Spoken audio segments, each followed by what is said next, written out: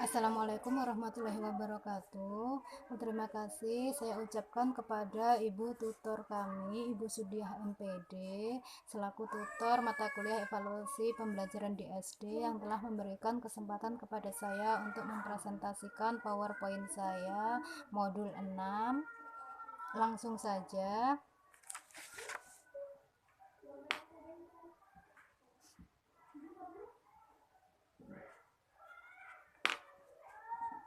Rangkuman modul 6, pemberian nilai dan tindak lanjut hasil penilaian. Kegiatan belajar 1, prinsip-prinsip pemberian penilaian.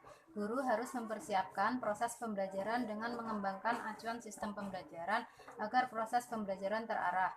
Produk persiapan pembelajaran yang dimiliki guru sekurang-kurangnya adalah berupa 1. Matrik kompetensi belajar, 2. Program penilaian otentik berkelanjutan.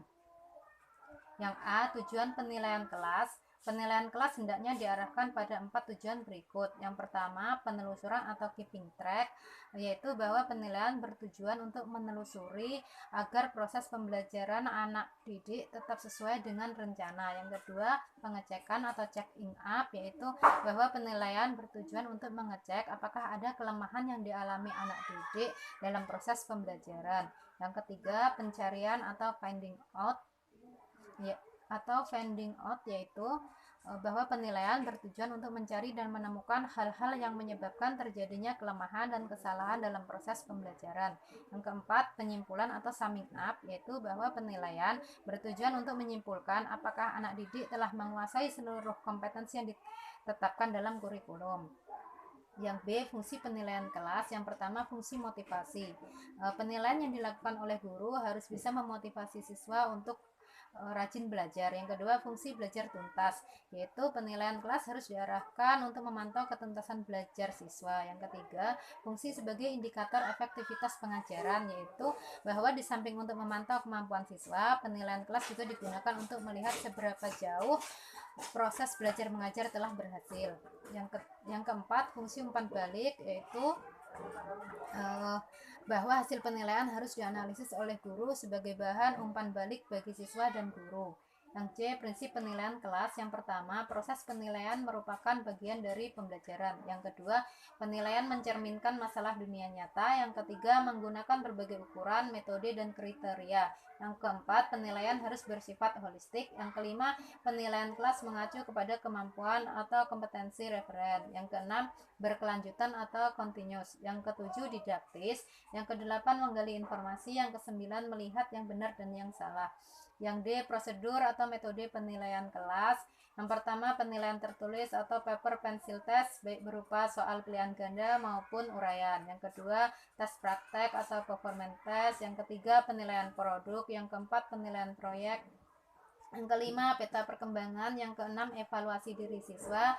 Yang ketujuh, penilaian afektif. Yang kedelapan, portofolio. Kegiatan belajar 2, penilaian di berbagai jenjang pendidikan. Yang A, pedoman pelaksanaan penilaian di jenjang pendidikan dasar dan menengah, diatur dalam Peraturan Pemerintah Nomor 19 Tahun 2005 tentang Standar Nasional Pendidikan Pasal 63 yang mengatur tentang penilaian hasil belajar oleh pendidik, penilaian hasil belajar oleh satuan pendidikan, dan penilaian hasil belajar oleh pemerintah. Bentuk penilaian, yang pertama ulangan harian, yang kedua tugas-tugas, yang ketiga ulangan tengah semester, yang keempat ulangan semester, yang kelima ulangan kenaikan kelas, yang keenam pengamatan terhadap perubahan perilaku atau sikap dan psikomotorik, yang ketujuh bentuk penilaian lain yang sesuai dengan karakteristik materi yang dinilai, yang kedelapan ujian sekolah, yang kesembilan ujian nasional. Dalam pedoman kurikulum tingkat satuan pendidikan yang panduannya dikembangkan oleh BNSP, Badan Nasional Standar Pendidikan, ditetapkan tentang ketuntasan belajar, kenaikan kelas, dan kriteria kelulusan.